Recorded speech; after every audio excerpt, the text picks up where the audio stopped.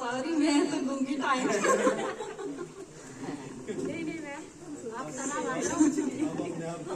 लगे रहो। वीरू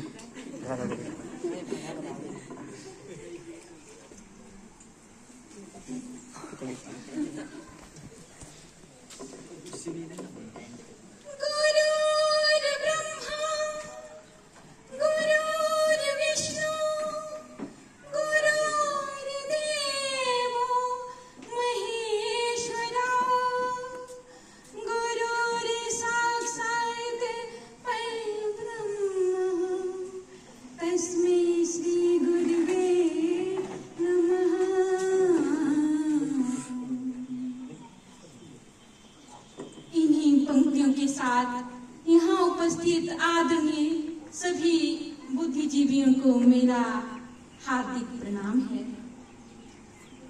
आदरणीय विद्यालय के मुख्य अध्यापक महोदय जी, अन्य अध्यापक पर, नॉन टीचिंग स्टाफ मेंबर्स व प्यारे बच्चों, सबसे पहले तो मेरी तरफ से हैप्पी टीचर्स डे सभी अध्यापकों को।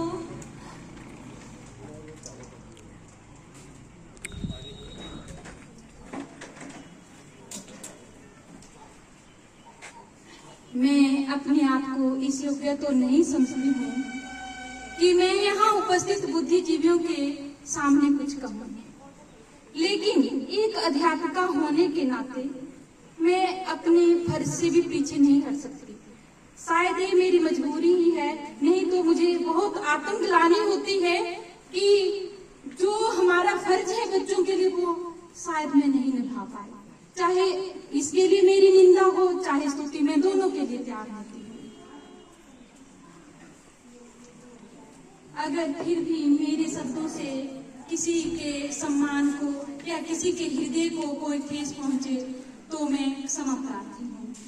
कहते हैं, सब धरती कागज करूं, लेखनी करूं बनराए,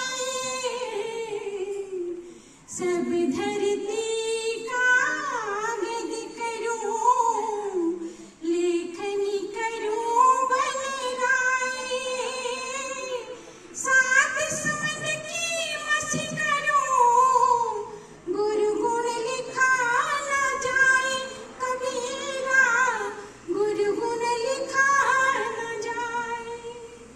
गुरु का हमारे जीवन में इतना महत्व है कि उसके गुणों को वर्णन करना ना हमारी जीवा के बस में है, ना हमारी लेखनी के बस में है।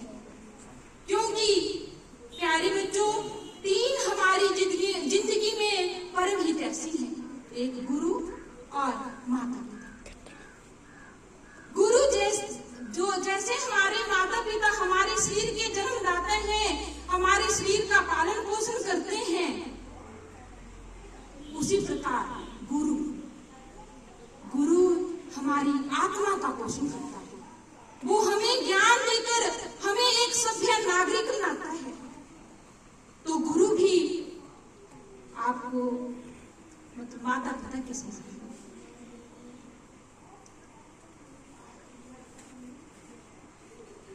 जैसे प्यारे बच्चों, अतः हमें गुरु का कभी भी बुरा नहीं मानना चाहिए, क्योंकि तीन को है डांटने का अधिकार। किसको है? एक माता पिता और एक गुरु। बाकी डांटे तो लड़ाइयां हो जाएंगी और तुम भी इनसे तीनों से सुनने के लिए तैयार हो। लेकिन जो इन तीनों का बुरा मानता है वो बच्चा कभी जीवन में सफल नहीं हो सकता। ये मैं गारंटी के साथ बोल सकती हूँ और मेरी जिंदगी का एक्सपीरियंस है। हमें तीनों का सम्मान करना है और जो मैं बोलती हूँ, बच्चा जो इन तीनों का सम्मान करता है वो जीवन में कुछ ना कुछ बनकर दिखाता है। अब मैं ये बात यहीं छोड़ देती हूँ क्योंकि क्लास में बहुत बार बोलती रहती हूँ। तो आगे मैं यही कहना चाहती हूँ कि हमारे महात्मा बुद्ध जी कहते थे कि विचारों में बहुत ताकत होती है। जैसा हम देखते हैं वैसा हम सोचते हैं, और जैसा हम सोचते हैं वैसा हमारा विचार बन जाता है और हम भी वैसे बन जाते हैं। तो इसलिए हमें कैसा देखना चाहिए, क्या देखना चाहिए, कैसा देखना, अच्छा या बुरा? अच्छा देखना चाहिए।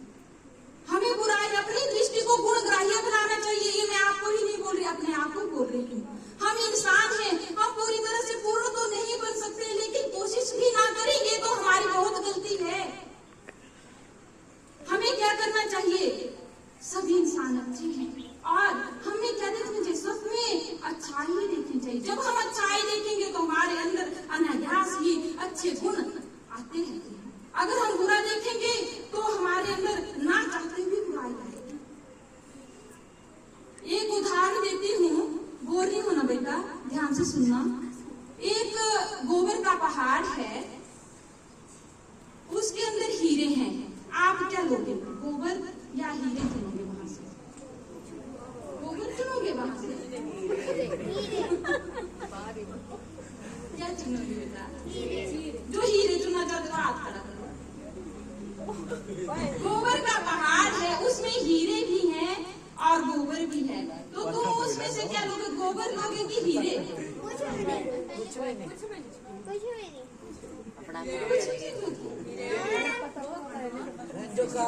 कोई बच्चा बता दे, क्या लोगे? 10वीं क्लास के गोबर लेंगे। तो तुमने बुराइयां देखी और बुराइयां ले दी।